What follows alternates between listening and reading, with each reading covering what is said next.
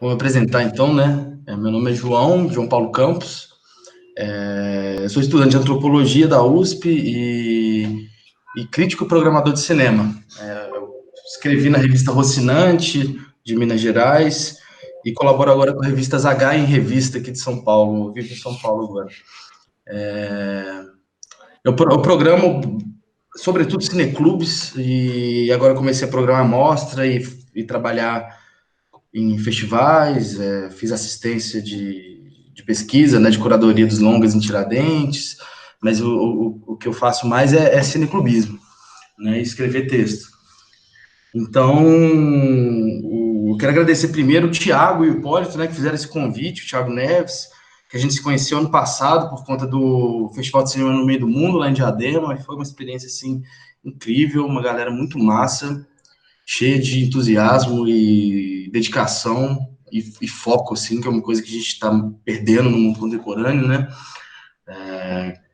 Como até esse formato que a gente está sendo obrigado a usar aqui nos mostra, né? Eu estou vendo aqui 5 cabeças e uma dispersão maluca, mas vamos tentar manter o foco também. Então, a gente vai discutir aqui a mostra Pedra da Lata, né, Hipólito? Esqueci o nome. Pedra da Letra. Pedra da Letra, desculpa, Pedra da Letra. É o panorama nacional aqui do Festival de Cinema de Rua de Remígio. É uma pena que a gente não está presencialmente trocando ideia, né? Mas vai ser legal isso também, vai ser uma experiência. Vamos tirar um suco disso também, né? Então, olha, hoje a gente vai ter uma conversa entre rapazes aqui, né? Cineastas de lugares diferentes. Isso é um barato para mim. Eu estava comentando aqui com o Marcelo antes. No Brasil, a gente tem uma prática muito comum de fazer uma programação de sessões de curta temáticas, né? E isso é interessante pra caramba, claro, mas eu me surpreendo e acho bem legal quando a gente encontra outros formatos, né, outros estilos de programar a sessão, e a gente encontrou aqui uma coisa que é simples e formou uma coisa legal, que é tentar dispersar a parada, né, fragmentar, pegar um filme de cada lugar, assim, de cada região, e o legal é que teve uma dissonância de formas também, né? Aí deu pra gente perambular entre uma alteridade estética muito da hora, assim. Eu achei uma experiência legal e vou tentar conversar por aí, né? Então, eu acho que posso passar a palavra. Eu acho que a gente pode seguir assim. Tenho comentários aqui para fazer, mas eu prefiro escutar vocês primeiro, os realizadores, e que vocês se apresentem e eu acho que a gente pode fazer na ordem que estava da sessão, começando pelo Life App, Marcelo Engster, né? Isso. Vamos lá. O Life App é um filme que, bom, faz 5 anos que eu estou tentando fazer. Na real, Só te interromper um pouco, desculpa, Marcelo. Você pode se apresentar um pouco mais de forma mais geral, assim, para a gente saber um pouco da sua história e tal. Meu nome é Marcelo, eu estudei cinema na Darcy Ribeiro, no Rio de Janeiro. Lá eu participei de alguns coletivos, Peleja Filmes, e a gente realizou vários curtas-metragens, algumas webséries, material durante as manifestações, e desde 2016 eu me mudei para São Paulo e aqui eu praticamente não realizei nada, assim. Então, desde 2016 que eu estou tentando produzir, e eu queria muito produzir algo na vertical, né? É um formato que chama bastante a minha atenção, que me instiga bastante. Eu só nunca tinha, eu não sou roteirista. Eu escrevo, mas não é a minha função, assim. Eu trabalho como editor e como assistente de direção. Faço captação de áudio também, mas como roteirista, meus curtas anteriores sempre tiveram outros roteiristas, assim, né? Não foi algo que eu me especializei, que eu tenha estudado a fundo. apesar de ter estudado na Darcy Ribeiro, saber como escrever e tal, nunca foi minha atividade fim, assim, nem uma atividade que eu tivesse trabalhado, me aprofundado. Então, eu queria trabalhar tanto na vertical quanto com ficção científica.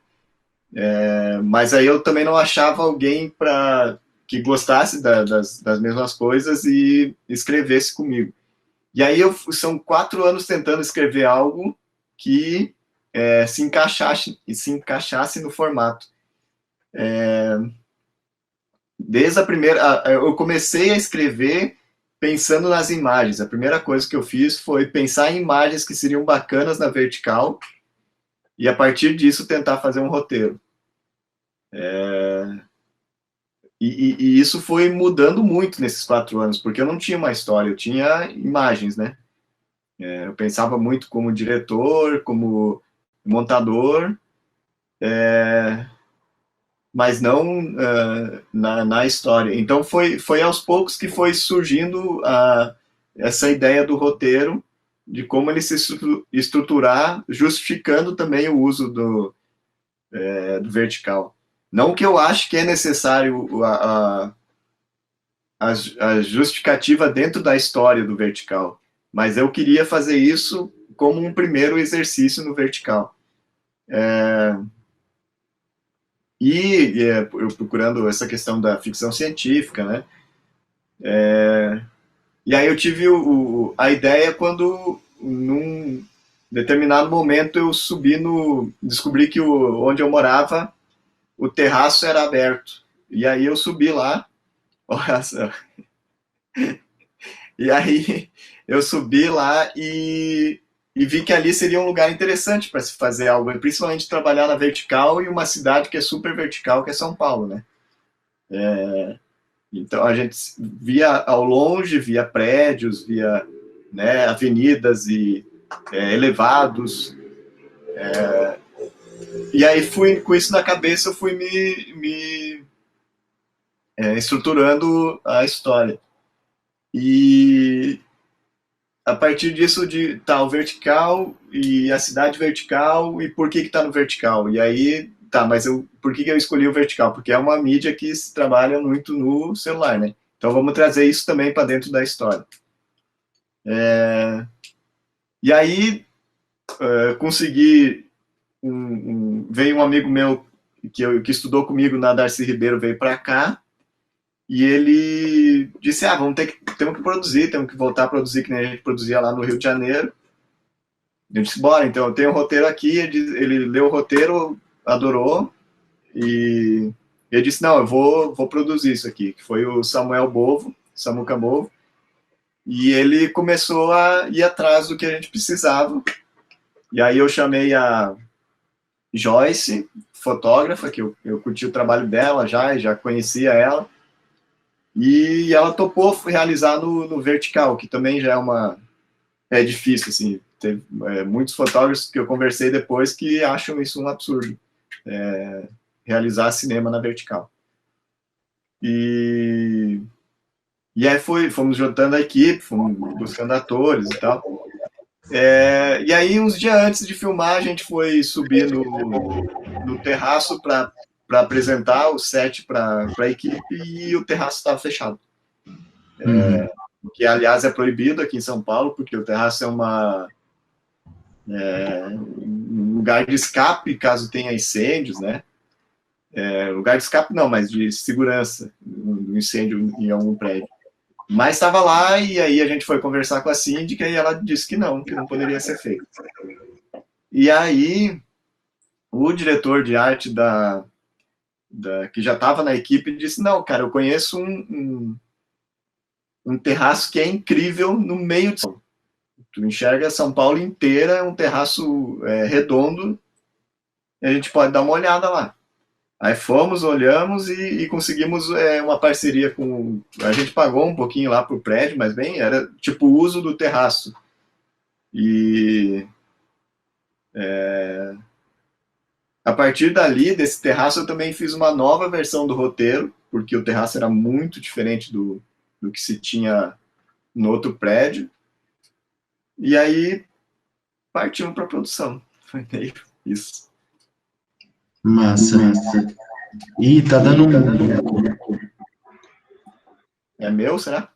Será? Tenta mutar rapidinho. Aí para o eco. Baixei.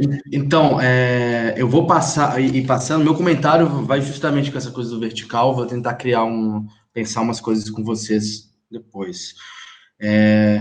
Eu acho que vale agora o Paulo Silva se apresentar do filme Trincheira, né, e falar um pouquinho dessa experiência, e a gente depois parte para o próximo filme, faz essas pequenas apresentações assim, depois a gente troca uma ideia mais perambulando pelos filmes, assim, é o que eu estava pensando.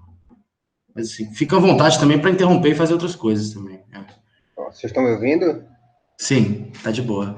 Então, aqui a internet tá meio complicada hoje. Então, meu nome é Paulo Silva, né? Sou aqui de Alagoas. Sobretudo Trincheira, né? Curso de ficção. Trincheira surgiu, a ideia, o argumento surgiu em 2016, né? Mas o filme surgiu por conta desse lugar, por conta daquele lixão clandestino. Eu passava todo dia. E o que me chamava a atenção era que esse lixão clandestino ele é cercado por um muro de condomínio de luxo. Então ali estava basicamente posto enfim, era basicamente um resumo do que a gente vive aqui em Maceió, que é uma das capitais com mais discrepância em concentração de renda, enfim, né, essas questões, né?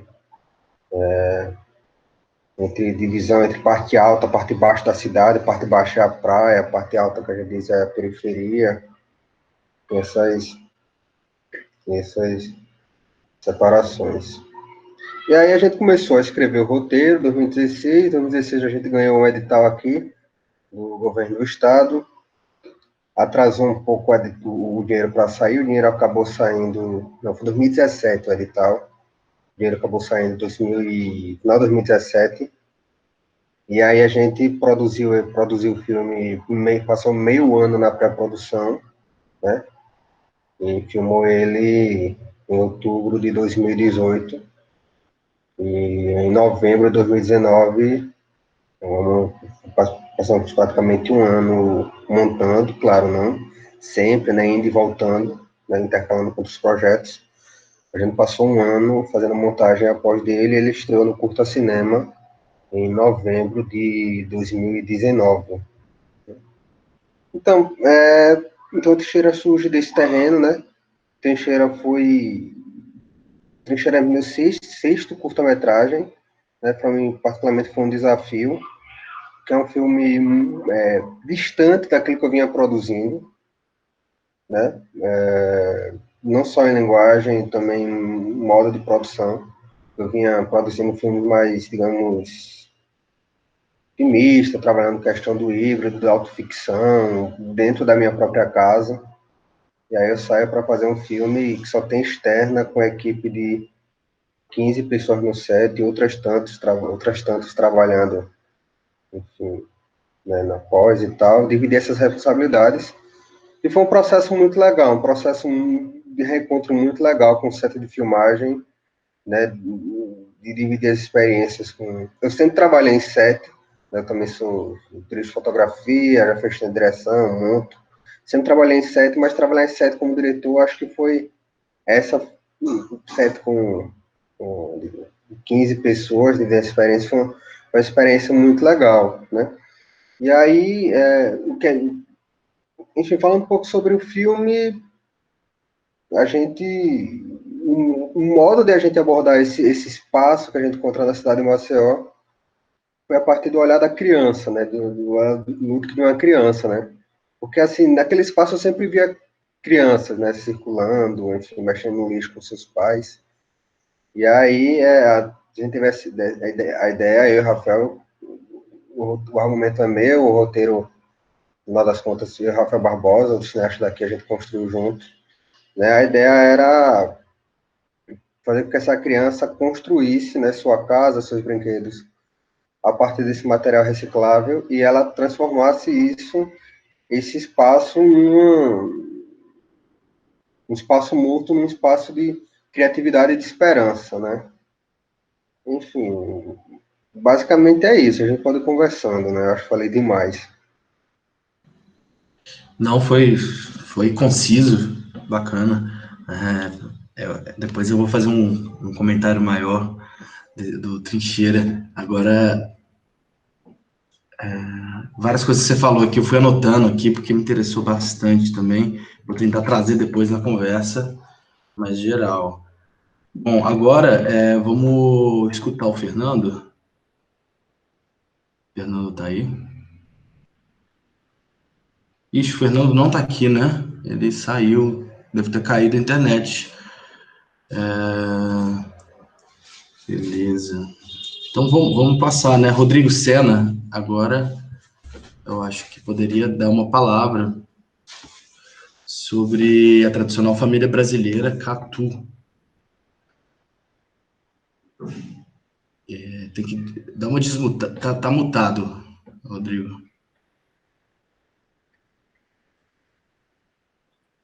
Agora, tá legal? Legal, perfeito.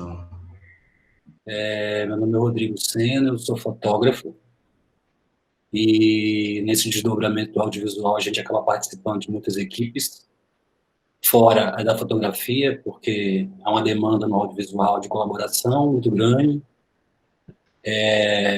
Eu atendo produtoras de publicidade e tenho uma pequena produtora também, que oferece equipamento e serviço. Então eu somo com boas ideias e desenvolvo minhas próprias ideias.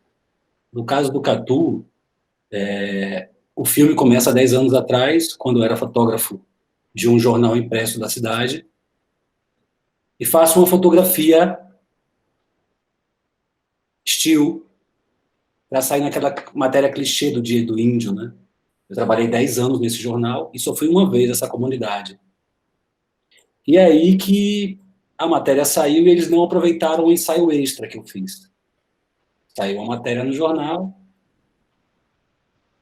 e esse ensaio não foi aproveitado.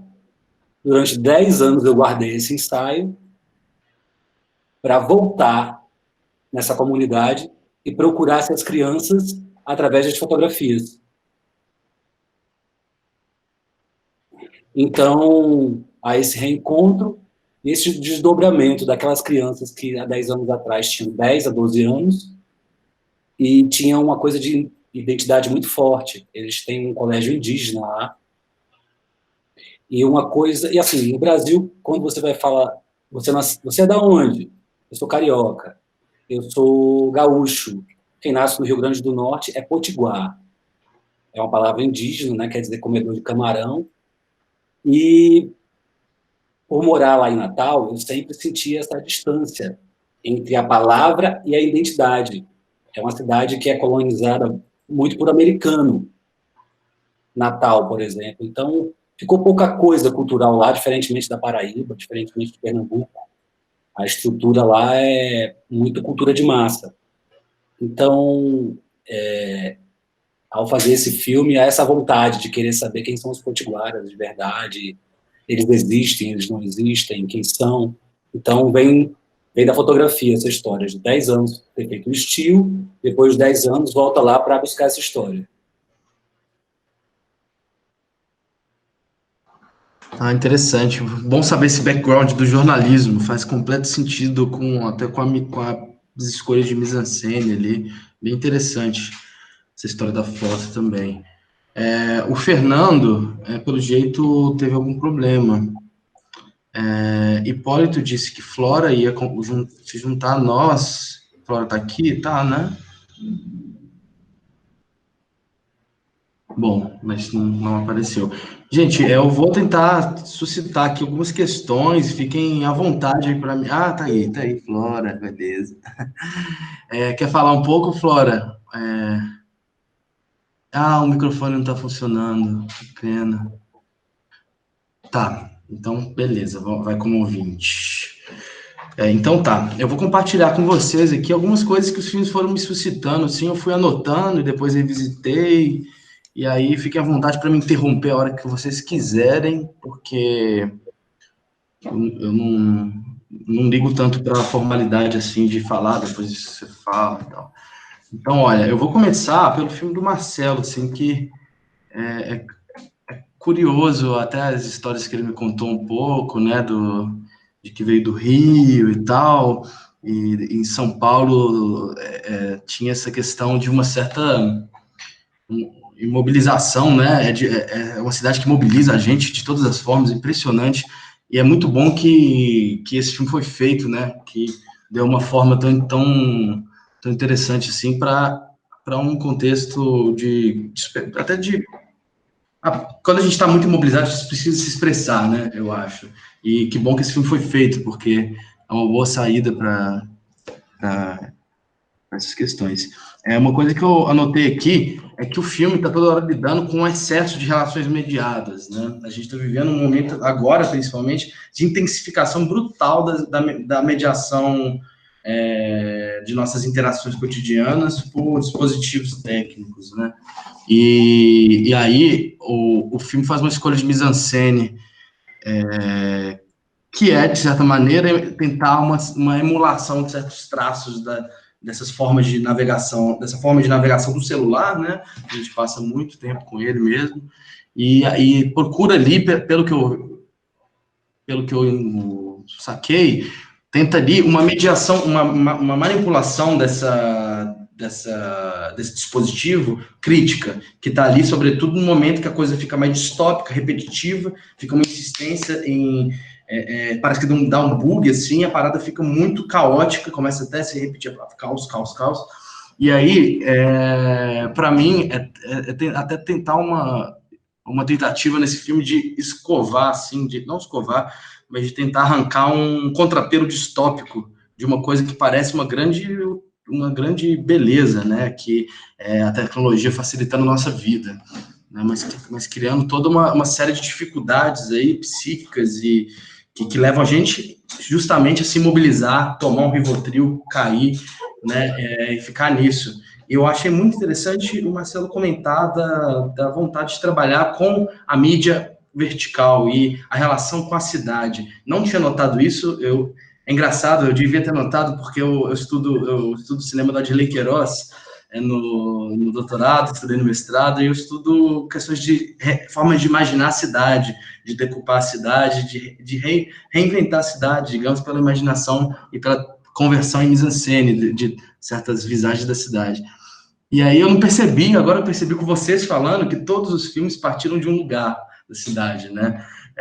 De um lugar físico singular, assim, cada um. O lixão, a comunidade indígena, né? E o terraço, né? O arranha-céu, digamos. É bem curioso, porque ali vocês arrancam a mise-en-scène de vocês de lugares concretos da cidade, assim, digamos. Isso é muito curioso. Mas, assim, eu vou lançar perguntas aqui para o Marcelo, que é o seguinte: olha, o filme incorpora a mise-en-scène do celular em seu filme, né? Eu queria saber você já falou um pouco disso, mas eu queria saber o que você estava querendo pensar a partir disso, né? Eu vi que a forma do filme procura mimetizar uma certa forma de navegar no celular, né?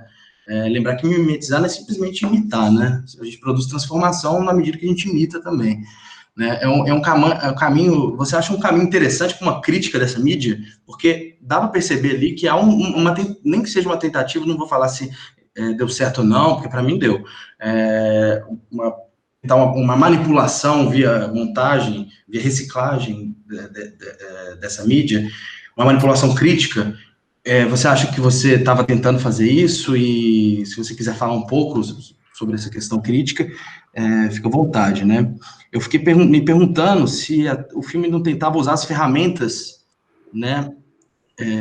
As ferramentas dessa mídia, né? Desse médium que a gente perambula, de certa maneira, né? Com a cara numa tela pequena, mas perambula, né? Usar de uma forma que expõe esse lado distópico, né? Eu queria saber se você, o que você pensa disso e em que isso nos ajudaria, assim, sabe? Pensando, porque eu tenho pensado mais conjunturalmente no cinema, assim, o que isso nos ajuda, assim, a tentar reformular nossas formas de se engajar com o mundo, porque eu acho que o cinema tem essa força de nos provocar para a gente se reengajar no mundo, né? O que você acha disso, Marcelo? Não sei se foi muito claro.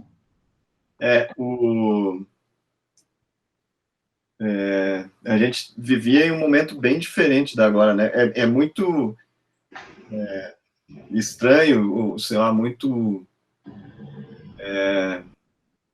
porque, assim, antes... o filme foi estrear bem agora, durante a pandemia, né? E em festival online. E ele não tinha sido pensado para isso, né? Isso a gente nem imaginava na época que isso seria possível ou que isso seria necessário, assim, né? O que se fazia, a maior crítica ali, eu acho, é esse sistema da necessidade de estar o tempo inteiro conectado e o tempo inteiro produzindo, o tempo inteiro sendo produtivo, o tempo inteiro sendo necessário à sociedade, na questão assim, na sociedade capitalista, né? Você tem que ser... enquanto eles dormem, você produz, coisa assim, né? Enquanto você dorme, eles produzem. Esse tipo de coisa, para mim, isso não é natural ao ser humano, sabe? Eu tomei esse choque muito aqui em São Paulo, porque aqui em São Paulo é isso, é 100% do tempo, né? Eu gosto da tecnologia, eu não tenho... Meu problema não é com a tecnologia em si, mas o uso dela, né? Porque eu também, eu estou aqui com o celular, eu adoro trabalhar com o celular, acho que ele me facilita demais a minha vida, principalmente num momento como esse, para quem vive longe da família, que nem eu, tá com essa possibilidade de poder ver a pessoa, poder conversar com a pessoa. Se eu quiser passar o dia com meus pais, eu passo o dia com o celular aqui conectado, uma videochamada, conversando com eles, né? Então, não é no sentido de ter a tecnologia como inimiga, mas a forma que se dá essa relação, né? E a forma como as estruturas estão sendo criadas para tornar a tecnologia uma forma de manter a gente 100% do tempo produtivo para o capitalismo, né? 100% do tempo ali nessa competição. E aí fui elencando algumas coisas que, para mim, são exemplos dessa vida, assim, super competitiva e produtiva, né? Tem um coach ali, ou seja, existem treinadores de vida onde você tem que aprender a competir com os outros. Mas que tipo de vida é essa que tu tem que competir com os outros, sabe? Isso para mim não... Eu não consigo me encaixar isso na minha cabeça. Existem os coaches que, claro, fazem trabalho sério, não dá para tudo jogar no... Mas a forma como se está tendo hoje isso, né? Essa necessidade de ser um coach que te mostra como tu vai vencer, mas vencer na questão de você ganhar capitalmente, sabe? De você passar por cima do outro. Tanto que as falas do coach ali, por mais absurdas que pareçam, são tudo falas que eu pesquisei de coaches famosos, falando para os clientes deles, sabe? São falas reais. E aí vem um segundo momento, que é o CrossFit, que também aquilo é o corpo no seu máximo, sabe? Tem que ser aquele maior potência possível, não pode ser assim uma coisa saudável, não. Tem que ser um negócio que tu ser o cara mais estouradão possível. Então, são coisas assim que vão... e aí o celular o tempo inteiro, até já alguns amigos meus disseram que eu devia ter exagerado mais na questão do celular, tá o tempo inteiro, sabe? Podia ter caindo o tempo inteiro mensagem ali de cima, para deixar um pouco mais intenso esse incômodo que ele tem com o celular, né? E aí os remédios entram também, né? Porque é uma questão que hoje a drogadição em drogas que são são liberadas, mas que são extremamente prejudiciais, extremamente perigosas, assim, mas que eu sei que tem o seu lado bom e é necessário, mas é isso, é uma super drogadição. Hoje em dia tá todo mundo drogado, sabe? Não tem problema com a droga em si, mas a forma como se dá disso num controle praticamente né? Ela é usada em prol de você estar preparado, pronto para ser uma pessoa que está dando a contribuição para o capitalismo, sabe? É nesse sentido, assim. Então, e aí vem a questão que você falou de como o cinema pode contribuir, o que isso pode contribuir para o cinema, né? Uma das minhas questões em trabalhar o vertical e que me fascina nesse formato é como o cidadão que não é formado em cinema, que não tem essa formação teórica, que ele só tem uma formação visual, como ele se apropriou desse formato e como produz coisas muito legais, assim, a quantidade de vídeos que o cara recebe no WhatsApp, ou mesmo trabalhando e explorando esse formato do vertical, enquanto nós que estudamos e tal, estamos muito no combativo, né? Não, esse formato não pode. Não, isso aqui não é cinema, isso aqui não se conta história assim, desse jeito, isso é antinatural. Mas está lá, o povo em si está produzindo coisas fantásticas, coisas com um conhecimento de linguagem e de fotografia bizarro, assim, sabe? Por isso eu também tive essa intenção assim, de trabalhar. Eu acho que nesse sentido que pode ser a gente se aproximar mais do que está sendo produzido e de novas formas de expressão no audiovisual, né? Entendo. Antes de passar para um próximo comentário, gostaria de falar uma coisa que você me suscitou agora, Marcelo.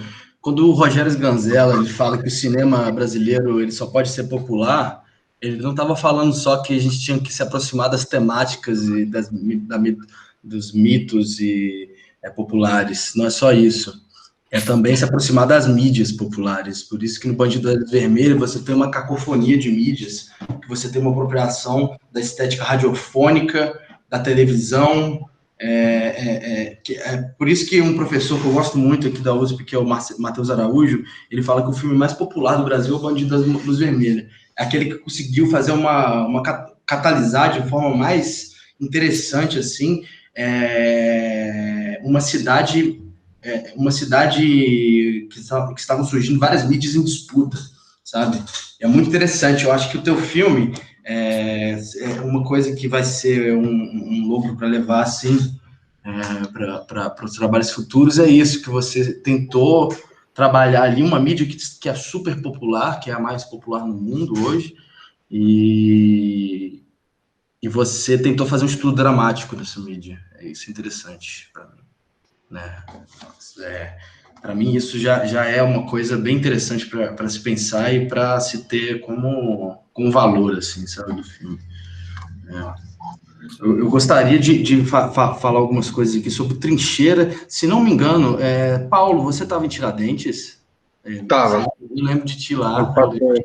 Fiquei muito amigo do Rafael Barbosa, um cara que eu pra caramba. Nossa, uma pessoa que trabalhou no teu filme, né? Rafael é muito amigo, foi muito... Não, em poucos dias a gente veio na van, né? Te contar aqui uma história, vai ficar gravado, né? Ele vai ver isso. Eu tava na van, assim, meio nervoso, né? Eu nunca tinha trabalhado no Festival de Tiradentes e eu tinha feito o Júri Jovem lá, né? Mas eu tava, assim, com um pouco de medo, assim, de fazer alguma besteira, assim, né? Falar besteira, essas coisas. Aí, cara, quando eu fui fui na parada, assim, eu fui tomar uma cachaça, assim. Falei, putz, eu vou falar pra galera, né? Vamos tomar uma cachaça. Quando eu vi, o Rafael já andava com a cachaça na mão, tomando a cachaça dele lá. Eu falei, porra, esse cara é muito legal. Aí a gente ficou conversando o festival todo. Cara incrível. Enfim, meu comentário vai inclusive comentar o nome dele e de outro cineasta do Alagoas. Então, eu vou falar aqui uma coisa. O teu filme, Paulo, eu achei bem interessante, sobretudo depois desse festival de Tiradentes, que a gente teve contato com outros dois filmes bem bacanas, que eu vi pelo menos só esses dois, do Alagoas, que é O Cavalo e o A Barca. Então, a primeira coisa que eu já noto nesse filme, que eu acho bem interessante, é uma certa expressividade que parece, não vou falar que é compartilhada no sentido de é tudo homogêneo, mas no sentido que é uma coisa que de onde surgem variações autorais, assim, que para mim essa expressividade mais enlevada. Eu até fiquei conversando com uma amiga minha da revista Cinética mais cedo, perguntando para ela se ela acha O Cavalo e a Barca filmes líricos. A gente teve uma conversa assim, a gente chegou que não é questão de lírico, é questão de ter uma sensibilidade mais enlevada, assim, sabe? Uma coisa, eu não sei dizer que, olha, uma poética mais delicada que eu anotei e que vem acompanhado de um cuidado em fazer direito, uma mise-en-scène, assim, mais bem feita no sentido de tentar calcular as coisas, né, as entradas, as saídas, os movimentos, não uma coisa, é uma coisa, assim, bem diferente do que eu vejo em vários filmes independentes, mas o que não é uma coisa negativa, é uma coisa muito curiosa e interessante, que me faz pensar, assim, como os estilos vão se desenvolvendo pelas trocas nas regiões, assim, pelos encontros, as trocações de ideias e os trabalhos coletivos, né?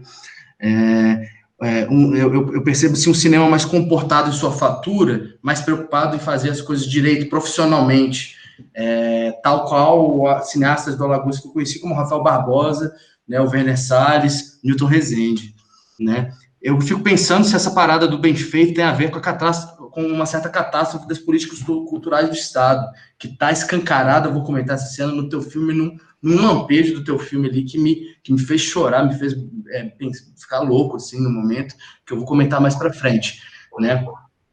Primeiro, então, eu vou te fazer essa pergunta aqui, e depois eu queria falar mais coisas.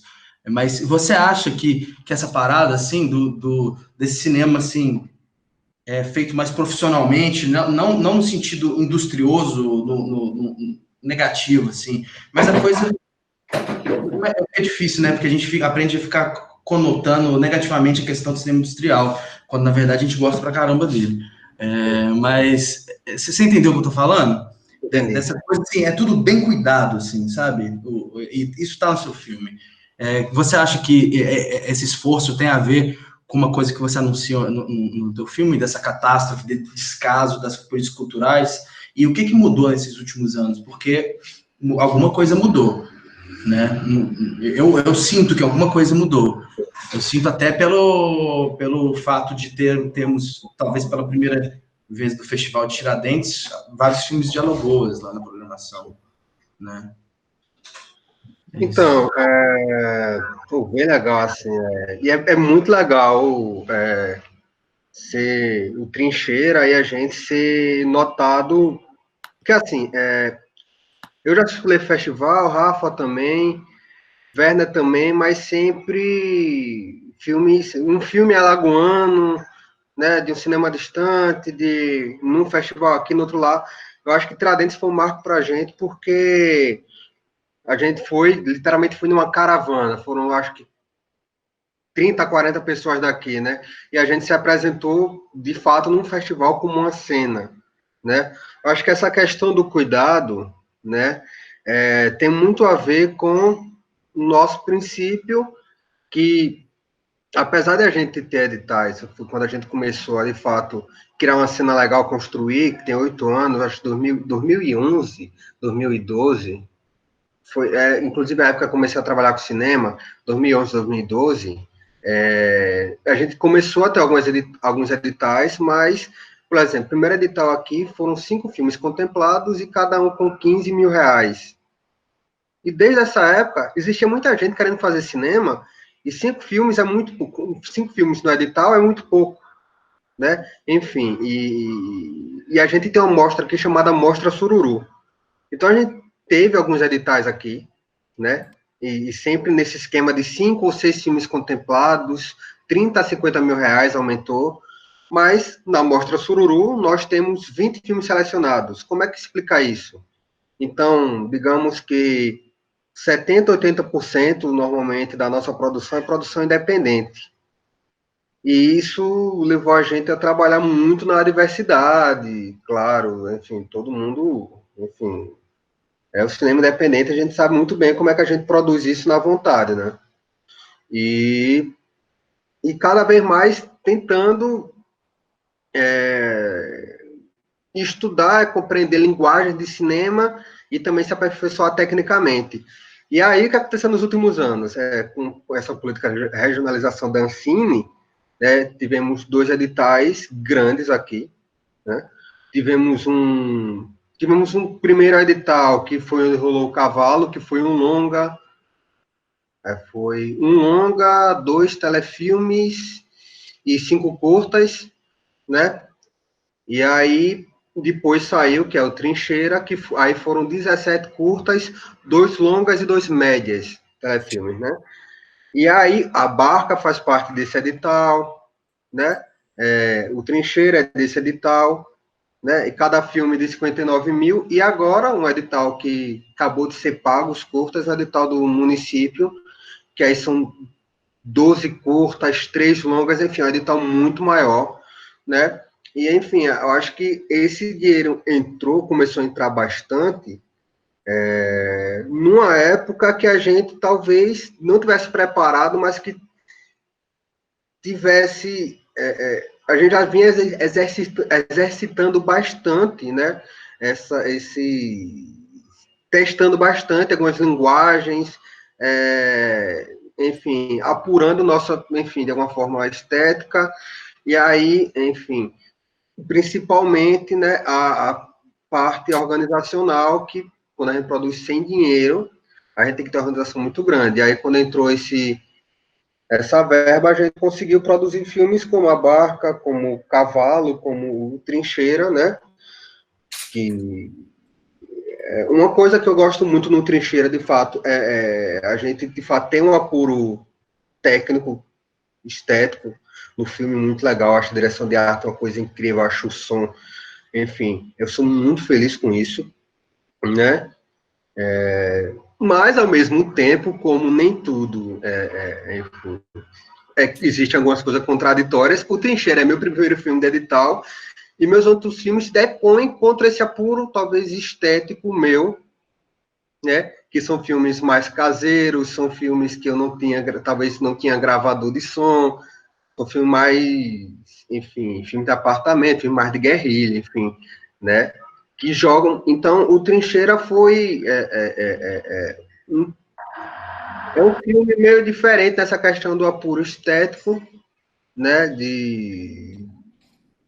Enfim, é uma outra, não sei, o que aconteceu no Trincheira para mim foi uma mudança muito grande assim no que eu vinha fazendo, né? Não sei se eu respondi. Não, aqui não tem respostas, é só desdobramentos, assim, é só ficar ensaiando eternamente possíveis diálogos. Mas sim, respondeu. Eu queria só dar continuidade, puxar umas pontas aí, Paulo, porque eu gosto muito de um filósofo, até tem gente que me zoa, que eu enfio esse cara em todo lugar, que é o Walter Benjamin.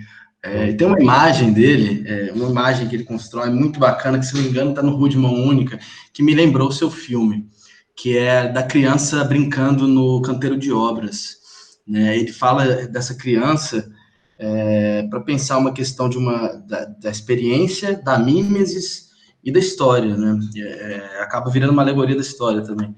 Mas é o seguinte, é que a criança no canteiro de obras, ela começa a recriar o lixo, os detritos dos adultos, né? Ele começa a produzir semelhanças. É o que a criança do teu filme está fazendo o tempo todo, né? Pega uma coisa, imagina outra, e vai tentando rearticular o espaço, reimaginar o espaço, esticando o sentido das coisas via semelhanças, pequenas semelhanças que estão sendo percebidas. Isso me lembra 2 filmes da criança no canteiro de obras, muito diferentes. Um chama Lacrimosa, do Aloysio Raulino. Que ele vai... Lacrimosa, do Aloysio Raulino, são filmes muito diferentes, pode parecer uma comparação absurda, talvez seja. Ele vai de encontro com crianças, na verdade com várias pessoas, mas quem aparece mais são as crianças que estão num lugar muito precário, que elas vivem, uma comunidade bem precária, com lixão, assim, do lado, e elas estão ali mexendo nas coisas e tal, olhando para a câmera e tal. E aí me lembrou dessa criança que vai perambulando nesse espaço meio arruinado, né? Mas que tem esses restos, essas sobras que podem virar outras coisas, né? E o outro é um filme que é muito especial para mim, que chama Conjunto Habitacional, da Vera Stilová. Eu não sei como diz o nome dela, não sei o sotaque, como que fala, mas é a Vera Stilová, sei lá, como que eu posso escrever aqui no chat depois, que é justamente uma criança num canteiro de obras de um conjunto habitacional soviético, e ela fica perambulando e criando seus percursos ali, e o filme, ele meio que constrói sua mise-en-scène a partir da perambulação dessa criança, e ela vai, tipo assim, criando brechas, sumindo, reaparecendo, tocando terror, e fazendo várias coisas, assim, impressionantes, e que são simples e muito impressionantes, tal qual as coisas impressionantes do seu filme, são mise-en-scènes muito diferentes. Mas, assim, o que me interessa não é tanto a semelhança quanto as variações a partir de certa ossatura. Acho que essa imagem, assim, da criança no canteiro de obras, dá para a gente pensar esses 3 filmes de formas interessantes, se a gente fosse descrever o que acontece nesses filmes enquanto forma, assim, a gente chegar a ideias boas, talvez. Isso é um delírio que eu compartilhei com vocês, obviamente, né? Mas talvez possa ser legal como exercício. Né, eu não estava vendo uma pegada assim mais crítica no teu filme, mas eu vi um lampejo que me fez cair de boca no chão, assim, que de repente, no meio desse lixão, a criança começa claramente ali a constituir um espaço-tempo alternativo, assim, ele vai começando a criar paredes, tal qual um teatro de jornais, e de repente a gente vê, as notícias de jornal, tanto do fim do governo Collor, né, se não me engano, e que marca, assim, uma ruptura na nossa produção cultural, uma produção uma ruptura que, curiosamente, a gente está vivendo novamente a partir de outras coisas, mas que tem muito a ver, fim da Embrafilme, e essa rebaba de Ancine, me faz muito pensar, né, de novo nesse fim da Embrafilme, né? E você bota ali uma manchete bem clara sobre o descaso com a cultura na Lagoas. Se não me engano, tô certo? Tô errado. E eu criei essa conexão, assim, fiquei pensando, Collor e um descaso da cultura que a gente poderia trazer, pensar, tipo assim, nesses últimos anos, né? Eu não sei de quando que era o jornal, mas me fez criar um anacronismo ali, juntar esses dois negócios, sabe? Tipo, o descaso da época Collor e um certo descaso que nunca parou de acontecer, na verdade, sabe? Só foi selecionado para ter para virar caso de política pública em certos lugares, e a gente não deu nem tempo da regionalização, de fato, efetuar uma transformação radical da sociedade, né? Foi interrompido esse projeto, né? Só uma conexão que me fez pensar, assim, como que um momento alegórico no seu filme, e ali tem uma frontalidade, assim, visceral, assim, eu acho. É muito simples, muito rápido, mas que impacta a gente de uma forma impressionante. Então, eu acabei pensando, sim, o filme, que a princípio não estava vindo como um filme mais alegórico nem nada, eu percebo ali no meio de uma possibilidade, de uma alegoria do próprio fazer cinema num país pós-colonial, numa sociedade pós-colonial, onde a gente tem vários impasses e vários problemas em tentar uma rearticulação da sociedade do começo ao fim, de tentar reformas mais ousadas, revoluções mais radicais, transformações na economia política que vão transformar, de fato, uma sociedade que passou por processo de saque, pilhagens, genocídio, extermínio, e nunca parou, né? Apesar da independência e tudo mais, né? Uma república sanguinária, né? Como o Geraldo Sarno nos apontou com o Sertânia dele, né? O último filme. Uma república que tem sangue na sua origem. Eu acabei chegando a uma ideia de que é um filme sobre mimesis, sobre a própria forma, sobre o próprio criar, o próprio produzir semelhanças, o próprio descobrir locações e transformar esses lugares com o gato passando, com uma mudança de ângulos, uma imaginação fervilhante, assim. E nesse sentido, assim, é um filme bem interessante, que eu acho que o cinema de Alagoas aí está produzindo coisas impressionantes e que nós ainda vamos lidar na crítica, na programação, na curadoria. A gente vai ter que agora fazer uma certa reformulação da geopolítica aí do cinema brasileiro, porque tem coisas aí mudando, por mais que os processos institucionais se encerrem brutalmente, não sei o quê, eu acho que tem coisas aí que vão ser vestígios não para sempre, mas na medida que a gente pudesse engajar com esses filmes e multiplicar eles, exibindo e debatendo, né? Eu espero que isso aconteça, como está acontecendo aqui, e isso já me deixa um pouco satisfeito, mais feliz, assim. Eu falei demais, eu delirei aqui, se você quiser falar alguma coisa, eu falo. Ou outras pessoas. Enfim, cada leitura que a gente ouve do filme é bem legal. Tua leitura agora foi bem especial sobre sobre essa parte do filme, né? Porque de fato a gente, quando construiu o muro, a gente queria construir um mural, né? De informações, de notícias, enfim. E aquilo ali foi bem selecionado, assim, bem. A gente pesquisou, a gente escolheu a dedo o que botar ali, né? Mas a gente não queria. Isso foi discutido na montagem, o quanto tempo a gente deixaria aquilo ali, porque a gente não queria, de alguma forma, tornar ele panfletário, porque, enfim, eu acho que ele não é um filme, enfim, que ele tem sim a sua crítica, óbvio, mas ele não vai se aprofundar nisso, enfim, ela se apresenta de outras formas, não tão claramente, enfim. Tem uma coisa, assim, o filme ele foi filmado, a gente acabou de filmar o filme 6 dias antes do primeiro turno da eleição, né? Então estava todo mundo muito, de alguma forma, assim, eu falo que o filme foi uma terapia para mim, o set foi uma terapia para mim, né? De alguma forma me afastar, eu estava muito mal, esse aspecto político, enfim, ninguém estava bem, com certeza. Foi isso, né? Enfim, e tava todo mundo acreditando nisso, porque aquela história, aquela criança, de alguma forma, trazia essa esperança do reconstruir a partir do zero, a partir dos dejetos, enfim.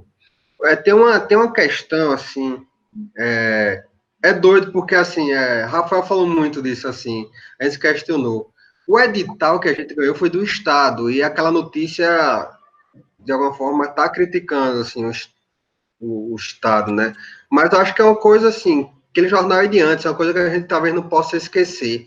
E, principalmente, a gente não pode esquecer que como é que surgiu esse edital que o Tristão, enfim, só resumir essa história, como é que surgiu o edital pro Trincheira, né, ser contemplado? A gente tem uma secretária de Cultura aqui, que ela se tornou secretária para fugir de ser presa. Ela foi prefeita de uma cidade chamada Piranhas, tinha 400 denúncias de crime como prefeita, e aí o salvo-conduto dela foi se tornar secretária, então ela não poderia ser presa pelo cargo, alguma coisa assim. E aí a gente caiu em cima, lançou um movimento chamado Movimento Cultural Lagoano, né? Foi para cima e, enfim, ela, de alguma forma, com uma forma de querendo amenizar a situação, fez uma série de ações e aí lançou esse edital, né?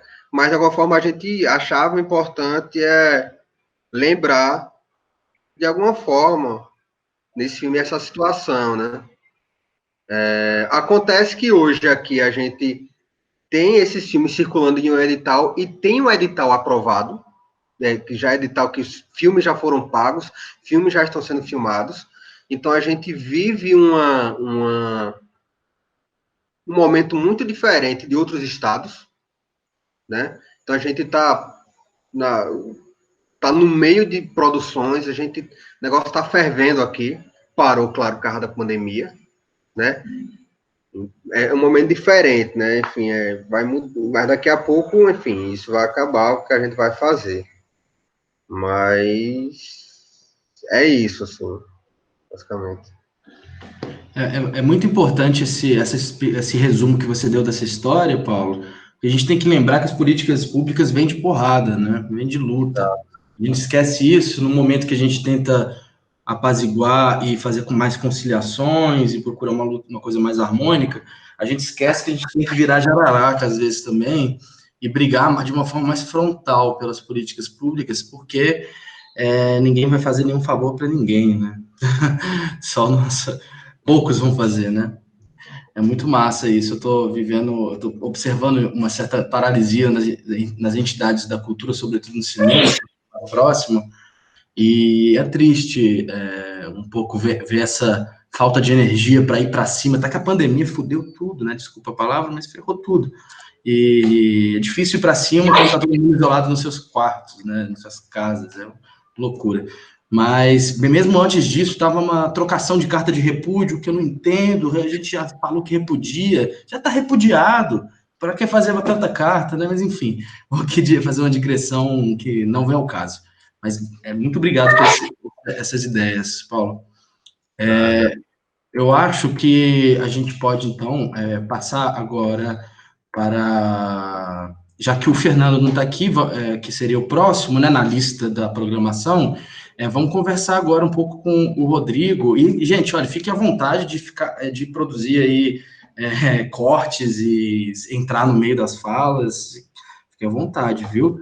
Rodrigo Sena, que é diretor de A Tradicional Família Brasileira, Catu, lá do Rio Grande do Norte. Fala aí um pouco do teu filme, de você, você já falou um pouco de você, né? Mas o que vier à mente, o que quiser comunicar aqui, trocar com a gente. Esse fazer do que tu fez o teu filme, o Trincheira, sempre alguma coisa nos move, né? Então, no caso dessa coisa de fazer o filme indígena, vem esse complexo de vira-lata mesmo que nós temos, né? De achar que a drama do vizinho é mais bonita do que a gente, e essa ausência de identidade lá local, mesmo levando o nome quando nasce, de Potiguar. Eu não vi essa aproximação entre a população e a etnia sugerida. Então, quando chego lá também, eu vou começar a perceber essa questão de terras, né? O problema do indígena é terra. Entre os problemas, esse é o mais evidente. Então, no filme tem uma fala que diz: tem um museu aqui na cidade, Câmara Cascudo, que é um folclorista muito importante do Brasil, que ele é burguês, e foi mais fácil para ele dizer que não tinha índio no Rio Grande do Norte, porque senão tem que dar terra a índio. Se disser que tem que dar terra. Se falar que não tem terra. Então, quando a gente vai se aproximar dessa comunidade, eles não são como os parentes do Amazonas, que tem cabelinho de cuia, que tem todo aquele imaginário popular sobre o índio, né? A gente é índio do litoral. A gente tem cabelo diferente, a pele da gente é diferente. Então, veio essa crescente vontade de falar dessas minorias, né? Então, tem um histórico de filmes que falam de minorias, ou pelo menos que são assuntos que estão na nossa sociedade, que precisam de fala, lugar de fala, seja eles fazendo, que seria o ideal, ou seja a gente que trabalha no audiovisual como técnico. Então, antes desse filme, eu tenho o Cuscuz Peitinho, que é um filme de LGBT. Antes disso, eu tenho um filme que eu me identifiquei muito Trincheira, que parece muito com o filme que eu fiz também, chamado Menino do Dente de Ouro, que é sempre complicado fazer filme com criança, né? Porque o tempo é outro com a criança, né? Não é o tempo da gente. Então é isso mesmo, essa vontade de mostrar para o pessoal do Rio Grande do Norte que, ó, tem sim, eles estão aqui, ó, eles precisam ser valorizados, eles existem. Até a década de 80 não existia mais relato que eles existiam lá no Rio Grande do Norte, porque colaborações como essa do Câmara Cascudo, que é o folclorista, assassinaram a comunidade. E a comunidade ela se dissipou, foi metade para Paraíba e metade ficou eles moram perto de Pipa, da praia de Pipa. Então, uma vontade muito grande de fazer documento que certifique que eles estão aqui, ó. Por favor, não faça a vista grossa aqui com esse público, esse povo aqui não, que ele precisa de atenção, são os verdadeiros donos da terra, são os detentores dos conhecimentos. Então, a gente vem numa onda de que a igreja chega na comunidade, diz que está fazendo culto demoníaco, oprime. Então, acho que o filme é sempre uma ferramenta de discussão social, e o filme serve para eles também para certificar. Então, foi preciso haver uma peste naquela comunidade, na qual todas as ocas foram queimadas por um conflito de saúde, de uma peste através do inseto. Então, eles tiveram que queimar as ocas. Então, depois disso, chegou a luz na comunidade. Então, eles começaram a ter relatos. Não, eles existem, são poucos, mas existem. Hoje, a gente é uma das menores tribos do país. Então, é sempre um prazer falar desses que estão pedindo ajuda, né? Existe um pedido de ajuda muito grande. A gente está vindo de 2 festivais, que é o Tiradentes, e antes o Votorantim. Então, é muito legal chegar lá, abrir essa discussão, né? Por exemplo, tem uma situação na sala de aula que o universitário fala, você não tem oca, não anda pelado, não é índio. Então, existe esse conflito do imaginário popular, de que é o índio, o que difere da gente que está na cidade para o que está na comunidade, né? Trazer um pouco do índio contemporâneo, que tem celular, que é igual a gente, que sabe mexer no drone, né? Que tem essas relações que nem a gente. Então, uma vontade muito grande. E tem esse propósito, né? Durante 10 anos eu guardei esse ensaio de fotos. E eu me castigava, falando, para que você fez ensaio de fotos? Não serve para nada? Então, foi um prazer voltar nessa comunidade, escrever um projeto, voltar nessa comunidade com as fotos e procurando as pessoas, o que aconteceu nessa trajetória dessas pessoas, o que eles se tornaram, quais são os desdobramentos de vida e há quanto anda essa identidade indígena que eles carregavam muito forte quando criança. É esse propósito mesmo, me atrai muito falar dessas minorias. Entendo. Uma coisa que eu achei legal, Rodrigo, que você disse antes, desse background jornalístico, e a mise-en-scène do filme, assim, tem muito de reportagem, né? Me vem à mente o Eduardo Coutinho, né?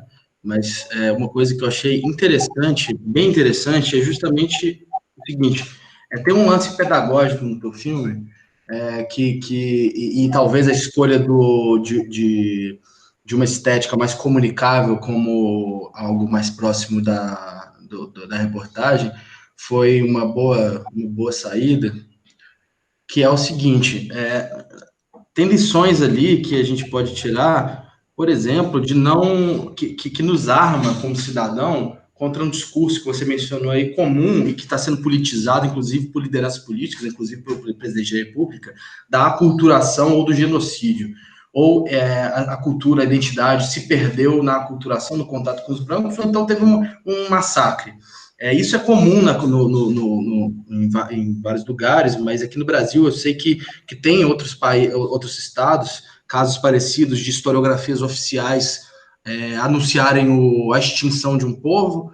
Eu estudo na Universidade de São Paulo, eu sou da antropologia, e eu tenho colegas etnólogos, entre eles um colega querido que estuda faz uma pesquisa entre o Chetá do sul do país, que os Chetá também foram anunciados como um povo que desapareceu, mas eles não desapareceram e eles estão agora fazendo um processo político que é cultural, uma coisa originária no sentido cultural e no sentido político também, que é de tentar resgatar essa identidade cultural a partir da procura dos parentes desaparecidos, né? E aí, uma coisa que o teu filme associa, que é uma coisa interessante, inclusive para discussões da antropologia contemporânea, é o seguinte, pelo seu filme, você associa a diversidade cultural à política e ao colonialismo, a partir de uma contação de uma história, né? de uma história no sentido do H maiúsculo, digamos, né? Porque por isso e ali há uma lição também de que há sempre vestígios, né? O extermínio nunca é completo, mesmo que ele venha a acontecer, sempre há vestígios que podem produzir coisas para o futuro. Por exemplo, uma busca por parentes desaparecidos para um resgate de uma cultura que não desapareceu de fato, apesar de um livro de história falar que sim, e apesar de processos históricos insistirem em desmantelar um povo. Mas o que eu quero dizer é que você primeiro associa diversidade cultural, não apenas uma diversidade cultural por si só, no que cai no discurso, ou a gente fala que essa cultura se aculturou, se perdeu, ou então a gente tem que tolerar a diferença, não é isso. Trata-se ali de criar ali um pensamento histórico que leve à ideia de que nós temos um genocídio em curso há mais de 500 anos, e isso tem a ver com assimetria de poder que estão no espaço, que estão ligados à terra, e que estão ligados também à diversidade cultural. A diversidade cultural não anda separada de desigualdade social, de coisas econômicas e políticas, sabe? E às vezes a gente toma uma postura, o cinema documentário brasileiro, tem vários documentaristas de hoje que assumem uma postura culturalista de simplesmente tentar escavar esse mundo cultural. Vamos que é uma cultura tão interessante, tão diferente, vamos conhecer ela. E isso é interessante, mas dá para fazer os dois ao mesmo tempo. Dá para conhecer uma cultura ao mesmo tempo que você toma conhecimento da história dessa cultura, que nos leva a ver as assimetrias de poder, ao genocídio, à morte, a quem morre e quem vive, quem come e quem não come.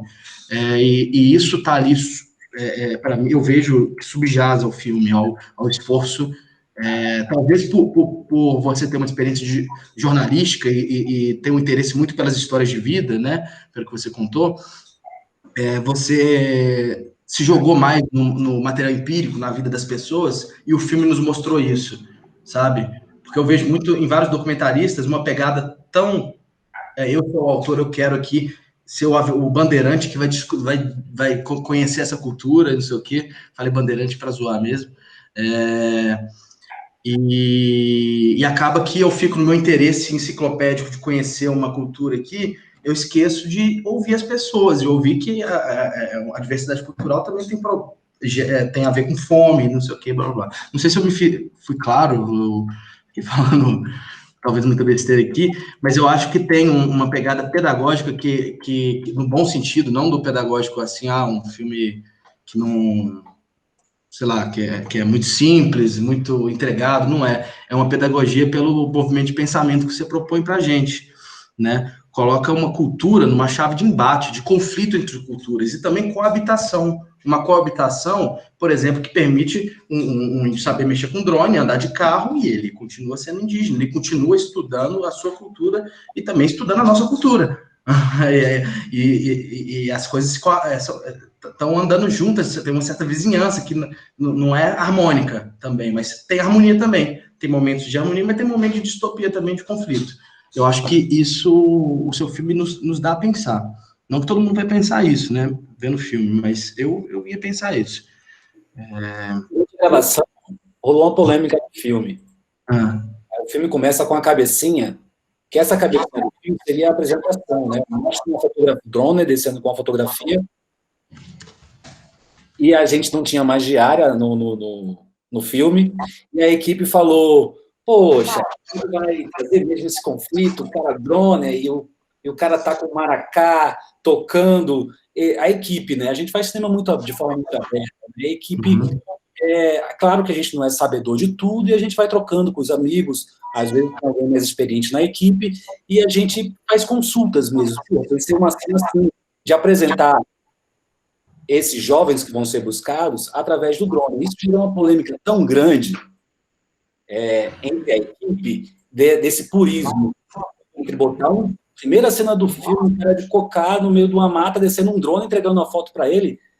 Aí a gente vem da própria vivência do filme e mostra que a gente não deve tratar eles dessa forma, estimando e excluindo, né? A gente tem que incluir eles. E o que difere deles para a gente é uma coisa que se chama pertencimento, e a outra é uma coisa muito sensível que vocês, ao conhecerem um indígena, vai sentir ao conversar com ele, né? Eles não querem nada, cara. A gente sempre está atrás de querer alguma coisa, né? Mas essa coisa da tecnologia, desse conflito, imaginário popular, que o índio tem que ter cabelinho de cuia, não poder ter pelo. Ele fala o seguinte, se eu coloco uma praia, eu não consigo entrar na Câmara Municipal, porque eu não sou aceito. Se eu coloco para ir para a Câmara Municipal, eu também não sou aceito porque eu não sou mais índio, porque eu estou de paletó. Então, como é que eu devo me comportar? Entendo. Sempre vem para mim a imagem do Ayrton Krenak na década de 80 em Brasília. Marcante. É bom para a gente pensar todo esse emaranhado de questões aí, de marcadores sociais da diferença, que o filme nos faz pensar. O Hipólito falou que a gente tem que encerrar, que já deu nosso tempo. Meu gato está aqui atrapalhando, que ele é muito carente. Poxa, é uma pena que o Fernando caiu, né? Mas como forma de encerrar, assim, eu gostaria de fazer um comentário sobre o filme Elis Paraíba, Artista no Fim do Mundo, um comentário de 2 minutos que seja. Assim. João, a gente está abrindo aqui, amanhã talvez o Fernando pode entrar. Vocês também da manhã e a gente pode ampliar. Isso. Todos podem participar, tá certo? Eu vou reforçar com o Fernando se ele consegue amanhã participar e a gente ampliar com... Eu começo com o filme dele, então. Eu falo umas coisas, a gente bate um papo. Só que amanhã vai ter 6 pessoas, a gente tem que ficar esperto. Eu vou tentar organizar melhor. Sistematizar. Não, o problema é meu, eu organizo. Eu estou muito organizado, esse é o problema. Gente, então gostaria de falar que foi um prazer conhecer vocês, assim, foi um barato, por mais estranho que seja, assim, ficar vendo todo mundo, assim, enfileirado aqui, é legal, assim, e ouvir vocês, e cada um com uma história, assim, um processo muito diferente, ideias sobre seus filmes muito diferentes, me dá uma baita vontade de continuar pensando cinema e continuar em contato com essa gente que eu gosto muito, que são cineastas, né, e essas pessoas que trabalham para manter essa memória do cinema viva, porque ela é muito frágil, né? Ela está sempre ameaçada por gente muito escrota e poderosa. E a gente tem que batalhar para isso não morrer, justamente nas instituições, principalmente nas instituições de cultura, como as cinematecas e outros lugares, né? Que inclusive estamos com um grande problema com a nossa cinemateca. Então foi um prazer e a gente vai se falando. Eu espero que a gente se esbarre por muitos lugares ainda. Valeu, Hipólito. Boa noite, pessoal.